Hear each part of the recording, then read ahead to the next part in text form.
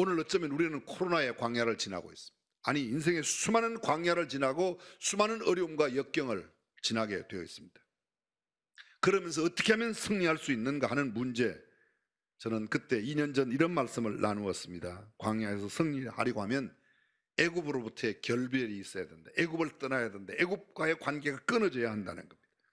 이스라엘 백성들이 애굽에서 나와서 광야에 접어들었을 때 그들이 참 광야에서 여러 가지 시련을 겪었습니다. 근데 어려움이 생길 때마다 그들이 늘 애굽을 그리워하곤 했습니다. 이미도 말씀드렸지만 한번 복습하는 마음으로 잠깐 들어보면, 여러분, 광야가 어떤 곳이에요? 광야는 불볕 더위가 있습니다. 폭염이 있습니다. 장렬하는 태양이 있습니다. 세찬 바람이 불어댑니다. 거칠게 휘몰아치는 모래 폭풍이 언제 어디에서 내게 다가올지 모릅니다. 천막을 썰어가는 그런 회오리가 불어오기도 합니다. 경작할 옥토가 없습니다. 농작물을 재배할 수 있는 땅도 없고 씨를 뿌리지도 못하며 뿌린다고 해도 거둘 수도 없습니다. 더구나 물이 없습니다. 따라서 생명력이 존재한다는 게 참 쉽지 않습니다. 어디에서 또 광풍이 불어올지 모릅니다. 예기치 못한 순간에 폭풍우가 불어오며 홍수가 나서 금방 사막이었던 그곳에 강이 지나고, 강도 오래 가지 않습니다. 몇 시간, 며칠만 지나면 이내 다 말라버리는 소위 전문 용어로 와디가 생기고 맙니다. 밤에는 싸늘한 송곳바람이 우리의 가슴까지 파고들고 뼛속 깊이 그 냉기가 스며듭니다. 목마름이 있습니다. 다정한 벗이나 친구가 없습니다. 고독함과 쓸쓸함과 외로움, 고난과 역경의 삶이 바로 이 광야입니다. 이스라엘 백성들이 이 광야에 왔을 때 민수기 11장에 보게 되면 애굽에 있었을 때를 생각하면서, 우리가 애굽에 있었을 때는 고기가 마 곁에 있었는데, 그는 또 말합니다. 우리가 애굽에 있었을 때는 값없이 생선과 외와 수박과 부추와 파와 마늘을 먹은 것이 생각나거늘 이제는 우리 정력이 쇠약하되 이 만나 외에는 보이는 것이 아무것도 없도다. 그들은 거친 언어를 마구 난무하게 품어냈습니다. 불평과 원망이 풍년을 이루었습니다. 시비가 많아졌습니다. 감격과 감동, 감사는 그 불볕 태양에 모두 증발해버리고 말았습니다. 노예 근성을 그대로 가지고 있습니다. 애굽을 끊지 못했습니다. 몸은 광야로 나왔는데, 애굽에서 나왔는데 그들의 마음과 정신은 조금만 불편하면 애굽을 더 그리워합니다. 생각해 보십시오. 애굽이 힘들까요? 광야가 힘들까요? 고역을 생각하면 광야가 훨씬 더 힘들죠. 아니, 국고성 비동과 람셋을 사는 애굽에서의 일도 만만치 않았습니다. 그러나 거기에는 먹을 고기도 있었습니다. 파와 외와 마늘과 수박과 부추, 여러 가지 식물이 있었습니다. 이런 고대지만 그래도 먹고 싶은 걸 먹었는데 이 광야는 만나밖에 없었습니다. 이러한 삶을, 이 광야의 삶을 승리롭게 사는 비결이 애굽과의 단절, 애굽을 끊어버리는, 애굽을 그리워하지 않는 것입니다. 애굽으로부터의 단절이 없이는 결코 광야를 승리롭게 살아갈 수 없다는 겁니다. 제가 두 번째로 나누었던 그때가 잡족을 제거하라. 성경은 이렇게 말합니다. 이스라엘 중에 섞여 사는 무리가 탐욕을 품으에 이스라엘 자손도 다시 울며 가로되 누가 우리에게 고기를 주어서 먹게 할꼬. 그들은 탄식합니다. 그런데 보십시오. 이스라엘 백성 중에 섞여 사는 무리가, 출애굽기 12장에 보게 되면 유월절을 지키고 이스라엘 백성들이 막 나올 때 1월 14일 아비벌 14일 유월절을 지키고 15일 그들이 막 그것을 발행할 때 보면 이렇게 됩니다. 중다한 잡족들도 그들과 함께 동행했다. 다시 말하면 순수한 혈통의 이스라엘 사람들이 아닌 잡족들이 왔습니다. 그런데 그 잡족들이 드디어 문제를 일으킵니다. 순수하지 못한 잡것들을 다 떼내고 온전한 신앙인들만, 신앙으로만 살아야 될 터인데 그렇지 못했습니다. 따라왔던 잡족들이 애굽의 고기를 그리워하며 울며 말합니다. 누가 우리에게 고기를 주워 먹게 할꼬? 애굽을 그리워합니다. 그리고 그들은 이렇게 말합니다. 이스라엘 백성 중에 섞여 사는 무리가 탐욕을 품에. 이 섞여 사는 무리의 특징이 뭐예요? 욕심의 사람이라는 겁니다. 탐욕의 사람들. 거꾸로 말하면 탐욕의 사람은 아직 이스라엘 순수한 백성들 가운데 들어올 수 있는 사람이 아니라는 것이죠. 가진 것을 족한 줄로 여기지 못합니다. 하나님께서 허락하신 젖과 꿀이 흐르는 약속에 대한 비전이 없습니다. 그리고 그 잃어버리고 다시 애굽의 고기가마를 그리워합니다. 그래서 이 잡족들을 정리해내야 광야의 삶이 순탄합니다. 세 번째 내용이 뭐였습니까? 만나의 감격을 잊지 말아라. 우리가 조금 전에 읽었던 말씀, 이제는 우리의 정력이 쇠약하되 이 만나 외에는 보이는 것이 아무것도 없다고 말합니다. 여러분, 이스라엘 백성들이 만나를 처음 먹게 되었을 때 그들이 뭐하라고 외쳤습니까? 만나, 만나 이렇게 외쳤어요. 그 만나가 무슨 뜻이에요? 히브리어로 만나란 말이 이것이 무엇이나 What's this? What is this? 이거 뭐야? 이게 뭐야? 그들은 이렇게 말했습니다. 그 모양은 가시 같고 맛은 꿀 섞은 과자 맛 같았다고 그랬습니다. 굉장한 감동이 있었습니다. 안식일 전날은 그들이 거두면 이튿날까지 먹을 수 있었습니다. 그리고 대부분의 날은 그날 음식을 그날 매일매일 그렇게 했습니다. 만나, 오늘 우리의 용어로 말한다면 하나님의 말씀입니다. 그날 내가 취하여야 할 영적 양식, 데일리 브레드, 매일의 양식입니다. 또 다른 말로 말하면 매일 하나님과 갖는 시간, 데일리 데이트 타임, 매일 데이트하는 거예요. 누구와? 하나님과. 어떤 분은 이렇게 표현했습니다. Daily Devotion Time. 이게 약자로 DDT예요. DDT 하면 우리가 일반적으로 농약을 생각하는데 농약에 식물에 무슨 벌레가 끼면 그 DDT를 쳐서 소독합니다.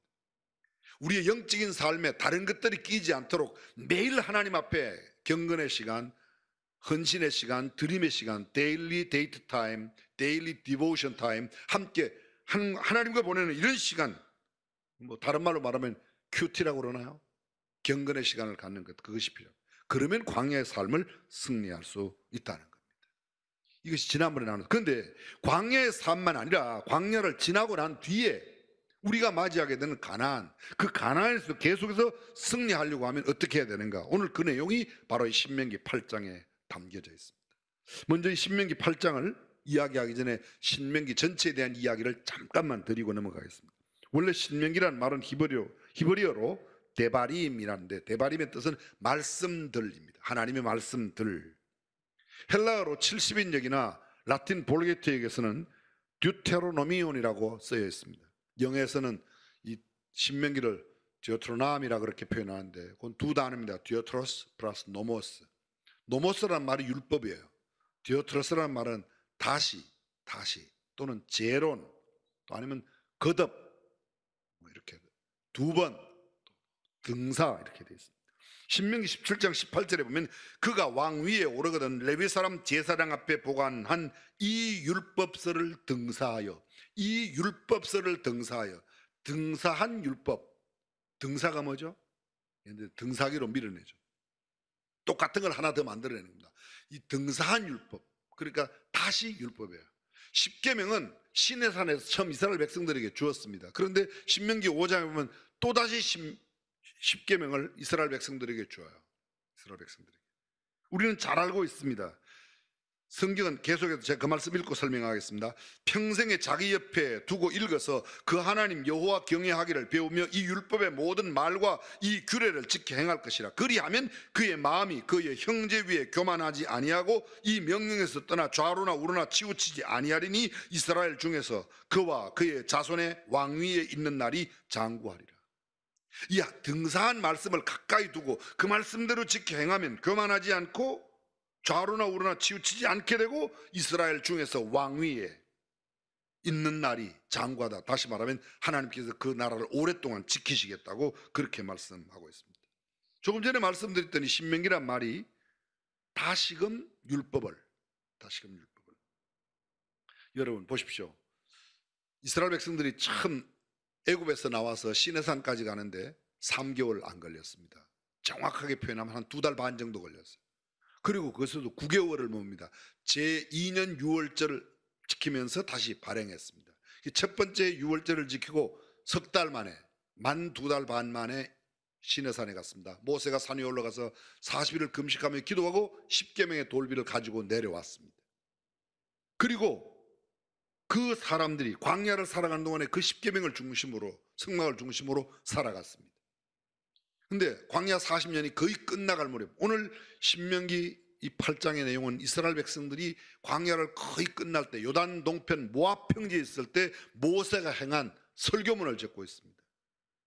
그래서 신명기 1장부터 4장까지가 모세의 첫 번째 설교이고 4장 끝나는 부분부터 시작해서 6장까지가 두 번째 설교이고 27장부터 마지막 34장까지가 세 번째 설교입니다. 첫 번째 설교는 광야에서 있었던 38년, 만 38년, 약 40년 동안 있었던 그 광야의 중요한 사건들을 되뇌이면서 하나님을 잊지 말라고 이야기합니다. 두 번째 설교는 율법의 가장 중요한 내용들을 다시금 이야기합니다. 그래서 십계명을 이야기하고, 그럼 왜 십계명을 또 이야기하죠? 40년 전 시내산에서 이야기했는데 만 38년 전에 이야기를 했었는데, 그죠? 왜 합니까? 우리는 기억하고 있습니다. 알고 있습니다.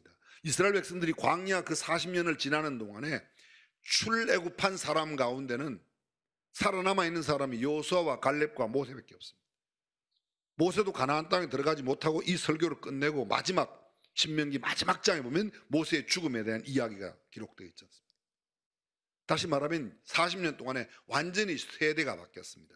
율법을 받은 세대는 광야에서 다 없어지고 율법을 받지 못한 세대가 있는데 그 사람들에게 다시금 이 율법을 준다. 그래서 율법 재론, 다시금 율법을, 그런 이야기가 바로 이 신명이라는 말씀의 뜻입니다. 자, 8장은 두 번째 설교 안에 들어져 있습니다. 이 8장은 1절부터 6절까지가 광야 생활을 회고하면서 주는 권고의 말씀입니다. 하나님의 말씀을 지키라는 것. 7절부터 10절까지 하나님이 주시는 가나안 땅이 얼마나 아름다운가 하는 감격을 담고 있습니다. 그리고 오늘 본문이 담겨져 있는 11절로부터 18절까지 하나님을 잊지 말라는 겁니다. 하나님을 기억하라는 겁니다. 그리고 마지막 19절과 20절은 그 땅에 들어가서 우상을 숭배하면 정령 멸망할 테니까 우상을 숭배하지 말라는 그런 경고의 말씀을 주고 있습니다. 다시 말하면 광야를 지나고 가나안 땅에 들어가서도 너희가 여전히 행복하고 너희가 여전히 복을 누리며 승리하는 삶을 살기 위하여 해야 할 말씀들이 이 안에 들어있다는 겁니다. 첫 번째 뭡니까? 내 하나님 여호와를 잊지 말라는 겁니다. 자, 오늘 본문은 아니지만 8장 1절을 이렇게 되어 있습니다. 내가 오늘날 명하는 모든 명령을 너희는 지켜 행하라. 그리하면 너희가 살고 번성하고 여호와께서 너희 열조에게 맹세하신 땅에 들어가서 그것을 얻으리라. 하나님이 약속하신 땅을 얻습니다. 그 비결이 뭡니까? 오늘날 명하는 모든 명령을 너희는 지켜 행하라. 하나님의 말씀을 지켜 행하라는 겁니다. 6절 보십시오. 내 하나님 여호와의 명령을 지켜 그 도를 행하여 그를 경외할지니라. 하나님을 경외하고 하나님의 말씀을 지키라는 겁니다. 2절 볼까요? 내 하나님 여호와께서 이 40년 동안 광야의 길을 걷게 하신 것을 기억하라. 하나님께서 행하신 일을 기억하라. 이걸 모두 한마디로 줄이면 하나님을 기억하라, 하나님의 말씀을 기억하라, 하나님의 행하신 일을 기억하라는 겁니다. 11절 보십시오. 내가 오늘날 네게 명하는 여호와의 명령과 법도와 규례를 지키지 아니하고 내 하나님 여호와를 잊어버리게 되지 않도록 삼가할지어다. 한마디로 뭐예요? 하나님을 잊어버리지 않도록 삼가해라. 하나님을 잘 기억해라. 하나님의 법도와 윤리와 규례를 잘 기억하라. 하나님의 말씀을 기억하고 하나님을 기억하는 것이 그들의 승리로. 18절 보실까요? 오늘 본문 바로 뒤에 나옵니다. 내 하나님 여호와를 기억하라. 아주 단도직입적으로 그렇게 말씀하고 있습니다. 19절 네가 만일 내 하나님 여호와를 잊어버리고 다른 신들을 쫓아 그들을 섬기며 그들에게 절하면 내가 너희에게 증거하노니 너희가 정령이 멸망할 것이라. 무슨 말씀입니까? 하나님을 잊어버리면 너희가 망할 거다. 그 말은 다른 말로 말하면 하나님을 기억해야 너희가 망하지 않고 승리하는 삶을 살 수 있다는 겁니다. 한마디로 요약하면 하나님 여호와를 잊지 말아라. 하나님의 말씀과 법도와 규례를 잘 지켜 행하라. 하나님을 기억하라는 겁니다. 그리고 오늘 성경 3절에 나오는 말씀, 예수님께서 시험을 받을 때 광야에서 그대로 사용하셨던 사람이 떡으로만 사는 것이 아니오 하나님의 입에서 나오는 모든 말씀으로 사는 줄을 너희가 알게 하려 하심이라. 하나님의 말씀. 그렇습니다. 승리하는 삶을 위하여 우리에게 꼭 필요한 게 뭐예요? 하나님의 말씀입니다. 하나님의 말씀. 우린 잘 알고 있습니다. 신명기 28장에 보게 되면 내가 내 하나님 여호와의 말씀을 삼가 듣고 내가 오늘날 네게 명하는 그 모든 명령을 지켜 행하면 네 하나님 여호와께서 너를 세계 모든 민족 위에 뛰어나게 하실 것이다.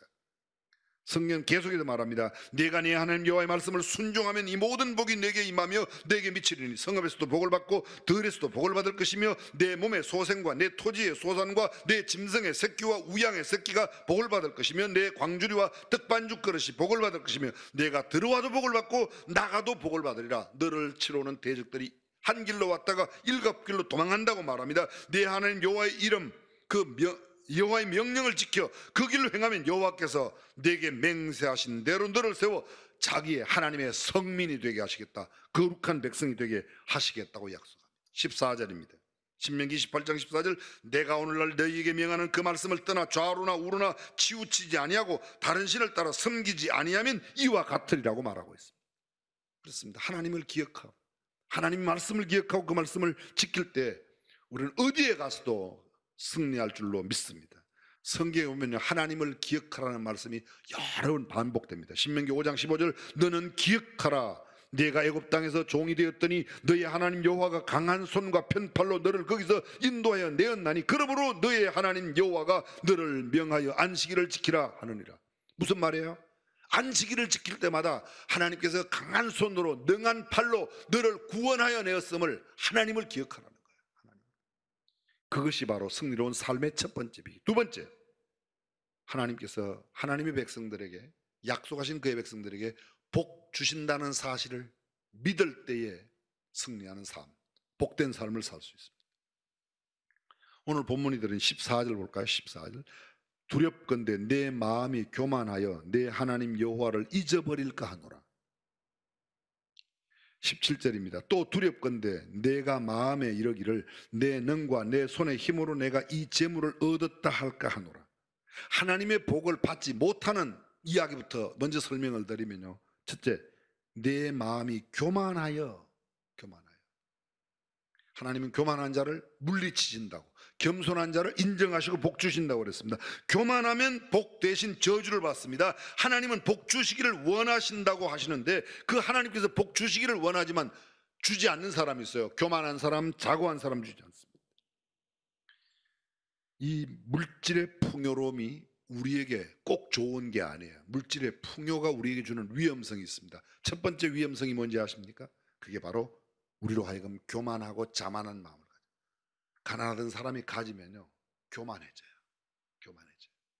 그래서 많이 가진 사람이 겸손하기가 쉽지 않습니다. 겸손과 부는 조화를 이루기가 심히 어렵습니다.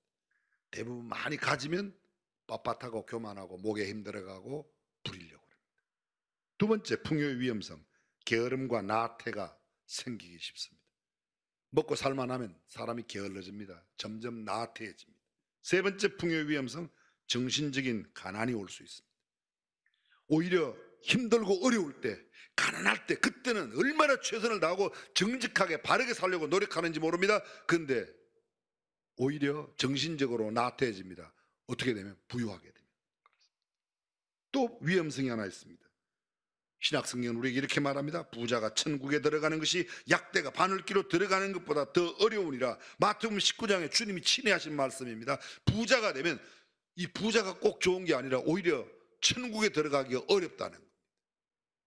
그래서 잠언 기자가 우리에게 남겨주는 말이 있습니다. 나로 가난하게도 마옵시고 부하게도 마옵시고 오직 필요한 양식대로 내게 먹이시옵소서. 혹 내가 배불러서 하나님을 모른다 여호와가 누구냐 할까 하오며 혹 내가 가난하여 남의 것을 도적질할까 두렵사오니. 있는 바를 만족하게, 너무 배부르게도 말고 배고프게도 말고 적당한 양식으로, 그날의 양식으로, 필요한 양식으로 내게 먹여달라는 이 잠언에, 아구레 잠언에 나오는 이 내용이야말로 얼마나 놀라운 내용인지 모릅니다. 그렇습니다. 우리가 부유하게 되었을 때 하나님께 영광 돌리고 하나님께서 허락하여 주셨다고 하는 사실을 고백하며, 내 능이 아니라, 내가 잘나고 똑똑해서가 아니라, 내가 열심히 해서가 아니라, 물론 열심히 하는 자가 복 받습니다. 그런데 나보다 더 열심히 하는 사람도 가난한 경우가 있어요. 내가 남보다 열심히 해도 가난한 경우가 있습니다. 내 열심이 아니라 하나님께서 주셔야, 하나님께서 복을 주실 때 우리가 부유하게 살고 복되게 살고 넉넉하게 살 수 있는 줄로 믿습니다. 그리고 그 넉넉하게 됐을 때 하나님께 감사해야 돼. 하나님께 그 주심을 하나님께서 주셨습니다. 그래서 하나님께 감사합니다. 또 한 가지 더 있습니다. 부유하게 되면 나눔과 배품, 섬김과 봉사로 살아야 돼. 누가복음 12장에 보면 어리석은 부자 이야기가 나오죠. 그가 밭에 소출이 풍성하며 자기가 말합니다. 내가 내 영혼에게 이르되 내 영혼아 열의 쓸모를 많이 쌓아두었으니 편안히 쉬고 먹고 마시고 즐거워하자 하리라되, 그날 밤에 하나님께서 말합니다. 오늘 밤에 내 영혼을 도로 찾으리니 네 예비한 것이 네 것이 되겠는가? 자신에 대하여 부여가 남에 대하여 가르는 사람이 이와 같다고 어리석은 부자의 이야기를 나옵니다. 생각해 보십시오. 창고를 새로 짓고 새로 쌓아둘 그런 많은 농산물을 거두어들였다면 절대로 혼자 농사하지 않았을 겁니다. 근데 그 많은 농산물을 얻기까지 수고한 사람들이 많이 있을 터인데 그들을 향한 감사나 나눔과 베품이 성경에 단 한 구절도 나와 있지 않습니다. 부유하기는 하지만 어리석기 거지없는 사람입니다. 오늘 밤에 내 영혼을 도로 찾으리니 그리하면 너가 예비하는 것이 네 것이 되겠느냐. 사랑하는 성도님, 부유하면 하나님께 영광을 드리고 하나님께서 주셨다고 하나님께 감사드리고 내 주변의 사람들에게 나누고 베푸는 삶, 그것이 참된 그리스도인의 삶인 줄로 믿습니다. 하나님은 우리에게 복 주시기를 원하신 분이라고 믿으시면 아멘. 아멘. 그렇습니다. 여러분, 하나님께서 최초의 사람 아담과 하와를 만드시고 가장 먼저 하신 일이 뭔지 아십니까? 창세기 1장 28절, 하나님이 그들에게 복을 주시며 그들에게 이르시되 생육하고 번성하여 땅에 충만하라, 땅을 정복하라, 바다의 고기와 공중의 새와 땅에 움직이는 모든 생물을 다스리라.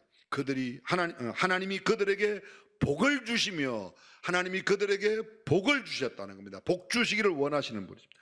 창세기 5장 2절, 남자와 여자를 창조하셨고 그들이 창조되던 날에 하나님이 그들에게 복을 주시고, 그들이 창조되던 날 하나님이 가장 먼저 뭐예요? 복을 주셨어요. 하나님은 저주를 주는 분이 아니세요. 창세기 9장 1절, 하나님이 노아와 그 아들들에게 복을 주시며, 여러분, 이 노아 홍수 사건 가운데 하나님께서 노아와 그의 아들들에게 복을 주셨다고.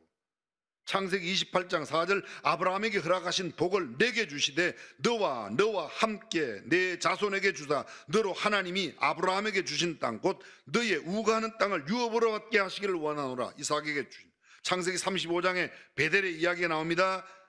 야곱이 밧단 아람에서 돌아오며 하나님이 다시 야곱에게 나타나서 그에게 복을 주시고, 하나님은 아브라함에게, 이삭에게, 야곱에게 나타나서 복을 주시고 하나님은 끊임없는 복을 주시는 분이십니다. 하나님은 복 주시는 분이시라고 믿으시면 아멘. 저주는 하나님이 주시는 게 아니에요. 하나님께서 허락하시는 복받을 짓을 안 하면 저주는 오는 겁니다. 근데 하나님께서 허락하신, 하나님께서 주심하고 약속하신 복을 받는 사람, 그 복을 누리게 되어 있습니다. 신명기 15장 10절입니다. 너는 반드시 그에게 구제할 것이요 구제할 때는 아끼는 마음을 품지 말 것이니라. 이로 인하여 내 하나님 여호와께서 내 범사와 내 손으로 하는 바에 내게 복을 주시니. 구제할 때 아낌없이 구제하면 하나님께서 넉넉하게 주신다는 겁니다. 이것이 바로 하나님의 약속입니다. 사랑하는 중앙가족 여러분, 저와 여러분들이 하나님께서 우리에게 복 주심을 믿고 의지하여 그 복을 마음껏 누리는 저와 여러분들이 되시기를 주님의 이름으로 축원합니다. 히브리서 11장 6절 기억나십니까? 믿음이 없이는 기쁘시게 못하나니 하나님께 나아가는 자는 반드시 그가 계신 것과 그가 자기를 찾는 자들에게 상 주시는 이심을, 하나님은 우리를 위하여 상을 예비하고 계십니다. 할렐루야. 그렇습니다. 복을 준비하고 계세요. 그걸 믿고 하나님 앞에 복을 구하면 하나님께서 우리에게 복을 주실 줄로 믿습니다. 자, 말씀을 정리해 보겠습니다. 이스라엘 백성들이 광야를 지나면서 승리하기 위해서 애굽과 결별하고 그들 가운데 있는 잡족들을 제거해 버리고 만나의 감격을 새롭게 해야 된다. 가나안 땅에 들어가서 해야 될 일이 뭐예요? 하나님을 기억하는 거예요. 하나님께서 행하신 일, 그리고 하나님의 말씀대로 즉 행하는 겁니다. 하나님께서 복 주심하고 약속하신 그 약속을 믿고 하나님의 복을 구하면 하나님께 복받을 그런 일을 하고 그런 삶을 살면 하나님께서 우리에게 반드시 복을 주실 줄로 믿습니다. 애굽의 삶을 그리워하는 사람, 그걸 다른 말로 말하면 노예근성이라고. 일만 하면 고기를 먹을 수 있는데, 일만 하면 외와 생선과 수박과 파와 마늘과 부추 이런 걸 먹을 수 있는데, 자유는 그 어떤 것보다 귀합니다. 저와 여러분들이 어렵게 살아가며 이 땅에서는 힘들게 살지라도 천국의 소망을 두고 복 주심하고 약속하신 하나님의 그 말씀을 굳게 붙들고 하나님을 기억하여 살면 하나님께서 살아가시는 놀라운 축복된 삶, 승리로운 삶, 복 누리는 삶을 살게 될 줄로 믿습니다. 이 복이 저와 여러분들에게 넘치시기를 주님의 이름으로 축원합니다.